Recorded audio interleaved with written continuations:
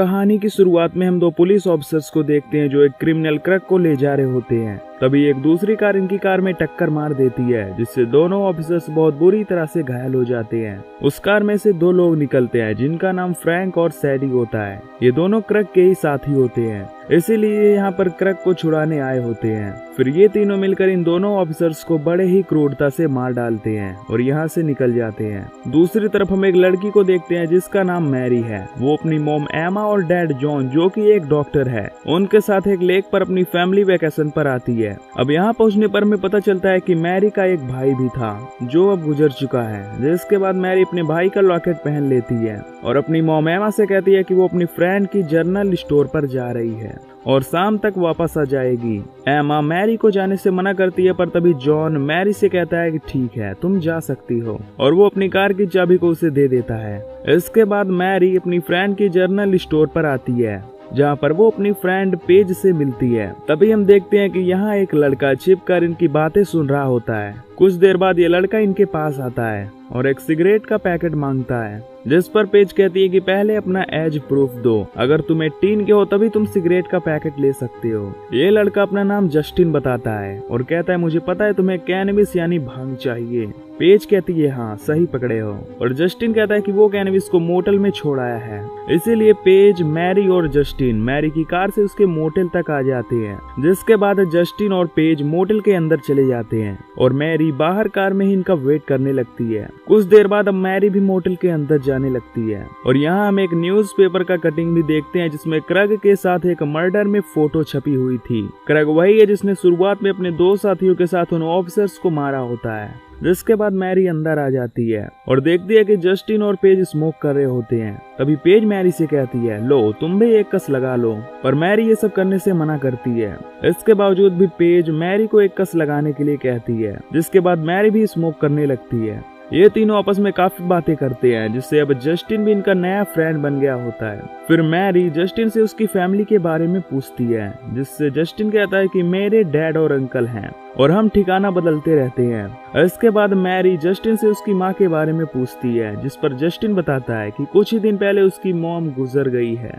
Mary को ये सुनकर काफी बुरा लगता है क्योंकि उसका भाई बैन भी अब इस दुनिया में नहीं रहा। ये तीनों काफी मस्ती कर रहे होते हैं। तभी तीन लोग यहाँ पर आते हैं। ये वही लोग होते हैं जिन्होंने उन दो पुलिस ऑफिसर्स को मारा होता है और क्रग जस्टिन के पिता और फ्रैंक उसका अंकल था। क्रग मैरी और पेज को देखकर बहुत गुस्सा होता है और अपने बेटे को गालियां देने लगता है। क्रग कहता है कि मुझे पुलिस ढूंढ रही है और तू यहाँ इन लड़कियों के साथ मस्ती कर रहा है। इसके बाद क्रग सैडी और फ्रैंक के साथ इन तीनों लड़कियों को पकड़ लेता है, लेकिन तभी मैरी कहती है कि हम आपके बारे में किसी को नहीं बताएंगे, पर फिर भी क्रग इन्हें नहीं जाने देता।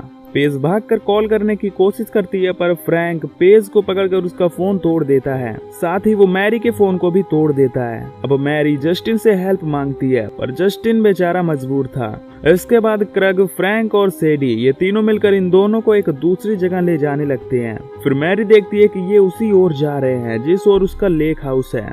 इसीलिए मैरी सैडी के सर पर मारती है, जिससे इनकी कार का एक्सीडेंट हो जाता है, जिसमें फ्रैंक की नाक टूट जाती है। पेज यहाँ से भागने लगती है, लेकिन फ्रैंक और सैडी उसका पीछा करते हैं। पेज भागकर किसी कारखाने के पास आ जाती है और मदद के लिए आवाज लगाती है, पर तभी फ्रैंक और सैडी आकर पेज को पकड़ लेते हैं और वापस ले आते हैं। जिसके बाद क्रग पेज को स्टैब करके मार डालता है और मैरी के कपड़े फाड़कर अपने बेटे से उसका रेप करने को कहता है, पर जस्टिन ऐसा करने से साफ मना कर देता है। पर जस्टिन के डैड उसे निकम्मा कहकर खुद ही उसका रेप कर देते हैं। तभी मैरी एक पत्थर उठाती है और क्रग के चेहरे पर मारकर भागने लगती है। क्रग, सैडी और फ्रैंक भी उसका पीछा करने लगते हैं। फिर मैरी नदी में तैरकर काफी दूर आ जाती है, पर क्रग गोली चलाकर मैरी को मारता है, पर मैरी को एक भी गोली नहीं लगती।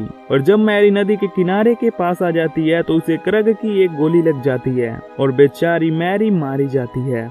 इधर क्रग, सैडी और फ्रैंक वापस से जस्टिन के पास आ जाते हैं क्योंकि फ्रैंक की नाक टूटी थी और बारिश भी पड़ रही थी। इसीलिए मदद के लिए पास ही के एक लेक हाउस में आ जाते हैं जो एमा और जॉन का था, यानी मैरी के पेरेंट्स का। पर ये नहीं जानते थे कि ये लेक हाउस मैरी के पेरेंट्स का ही है। इसीलिए ये चारों जॉन और एमा से मदद मांगते हैं। जिसके बाद जॉन और एमा इन्हें अंदर लेते हैं। फिर जॉन फ्रैंक की नाक को ठीक करके उसकी नाक पर टाके लगा देता है। इधर एमा सबको कॉफी देती है और इन सभी से आज रात गेस्ट हाउस में रुकने के लिए भी कहती है। क्योंकि बाहर बारिश हो रही होती है और इनके पास गाड़ी भी नहीं थी। खैर जब जस्टिन अपनी कॉफी खत्म कर लेता है तो वो देखता है कि फ्रिज पर मैरी की फोटो लगी है। फोटो देखकर जस्टिन समझ जाता है कि मैरी एमा और जॉन की बेटी थी। अब यहाँ जस्टिन को मैरी के लिए बहुत बुरा लग रहा होता है, क्योंकि अगर वो पेज और मैरी को अपने रूम पर नहीं लेकर जाता तो वो इस मुसीबत में नहीं पड़ती। जस्टिन एक अच्छा लड़का था और वो अपने डैड और अंकल के इस क्राइम से परेशान हो गया था। साथ ही उसके डैड और अंकल ने जो भी किया उसका सच बताने के लिए जस्टिन मैरी के उस लॉकेट को किचन में रख देता है। दूसरी तरफ नदी में हम ये देखते हैं कि मैरी अभी भी जिंदा है। इधर क्रग, जस्टिन, फ्रैंक और सेडी इनके गेस्ट हाउस में आ जाते हैं और सो जाते हैं, पर जस्टिन को नींद नहीं आती है।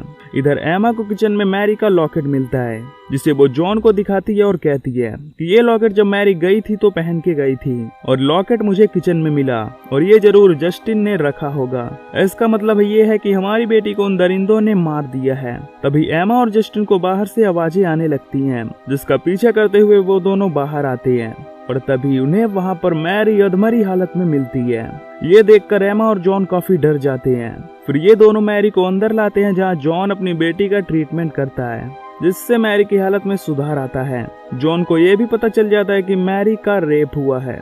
ये देख जॉन को उन दरिंदों पर बहुत गुस्सा आता है। फिर जॉन एमा से बोट के चाबी के बारे में पूछता है, जिसके बाद एमा चाबी को ढूंढने लगती है और जॉन चाबी को लेने और बोट को नदी में उतारने के लिए जाता है। यहाँ एमा चाबी को ढूंढ रही होती है कि तभी यहाँ पर फ्रैंक आ जाता है, जो कहता है कि उसे नींद नहीं आ रही। अब एमा को डर होता है कि कहीं फ्रैंक ड्राइंग रूम में ना चला जाए जिसमें एमा है, इसीलिए एमा फ्रैंक को अट्रैक्ट करती है, और इसके बावजूद भी वो ड्राइंग रूम में चला जाता है। वो देखता है कि मैरी अभी भी जिंदा है। तभी एमा आकर वाइन की बोतल को उसके सर पर फोड़ती है। अब फ्रैंक भी एमा को मारने की कोशिश करता है। तभी जॉन भी आ जाता है और वो एमा की मदद करते हुए फ्रैंक के हाथ को काट कर उसके सर पर हथौड़े से मार देता है, जिससे फ्रैंक की यहीं पर मौत हो जाती है। एमा को फ्रैंक की लाश को देखकर बहुत घिनौना लगता है, पर जॉन उसे संभालता है। इसके बाद जब ये गेस्ट हाउस में जाते हैं तो देखते हैं कि जस्टिन जागा हुआ है और उसके हाथ में गन है, पर वो इन्हें कुछ नहीं करता और वो जॉन को गन दे देता है। तभी सैडी जागती है और जॉन के हाथ में गन देखकर चिल्लाती है, पर तभी एकदम से जॉन उस पर गन चला देता है, जो उसे छू कर निकल जाती है।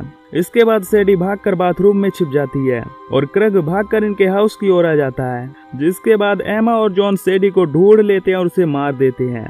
दूसरी तरफ क्रैग अपने भाई की लाश देखता है और ड्राइंग रूम में कुछ खून से सने हुए कपड़े भी देखता है। अभी उसे कुछ भी समझ में नहीं आ रहा होता कि आखिर जॉन और एमा ने उसे क्यों मारा और अब वो उसे क्यों मारना चाहती है। तभी यहाँ पर जॉन भी आ जाता है। फिर क्रैग जॉन से पूछता है कि तुमने मेरे भाई को क्यों मारा, कहीं उनमें से एक तुम्हारी बेटी तो नहीं थी। पर कुछ भी हो, मुझे बहुत मजा आया था। इतना कहकर क्रैग खिड़की से झांकता है और बोट में मैरी को देखकर इनका प्लान समझ जाता है। तभी जॉन यहाँ आकर क्रग से फाइट करने लगता है। कुछ देर फाइट के बाद जॉन क्रग के सामने कमजोर पड़ जाता है और वो उसे बेहोश करने की कोशिश करता है। साथ ही क्रग उसके सामने सारी बातें बता रहा होता है जो उसने मैरी के साथ की होती है। ये बातें सुन एक बाप का यानी जॉन का खून खौल उठता है। तभी यहाँ पर क्रग का बेटा जस्टिन आकर क्रग के ऊपर गन पॉइंट कर देता है, पर क्रग उससे गन को फेंकता है और उसे मारने लगता है। तभी यहाँ मदद के लिए एमा भी आ जाती है और क्रग को मारती है। तभी जॉन भी आकर उसे मारने लगता है और मारकर उसे बेहोश कर देते हैं। आखिरकार ये इन तीनों से बचकर अपनी बोट लेकर यहाँ से निकल जाते हैं। फिर अगले सीन में हम देखते हैं कि जॉन क्रग की बॉडी को काट कर उसे पैरालाइज कर देता है। फिर जब क्रग को होश आता है तो वो अपने आप को पैरालाइज पाकर जॉन से कहता है कि ये तुमने मेरे साथ क्या किया। जॉन कहता है कुछ नहीं, जल्दी सब कुछ ठीक हो जाएगा। इतना कहकर जॉन क्रग के सर को माइक्रोवेव में रखकर उसे ऑन कर देता है, जिससे क्रग का सर एक्सप्लोड हो जाता है और यहीं पर ये मूवी खत्म हो जाती है। तो दोस्तों, अगर आपको ये एक्सप्लेनेशन वीडियो पसंद आई हो तो वीडियो को लाइक और चैनल को सब्सक्राइब कर लेना। बाकी मैं मिलूंगा आपसे अगली वीडियो में। Till then take care, love you, bye bye.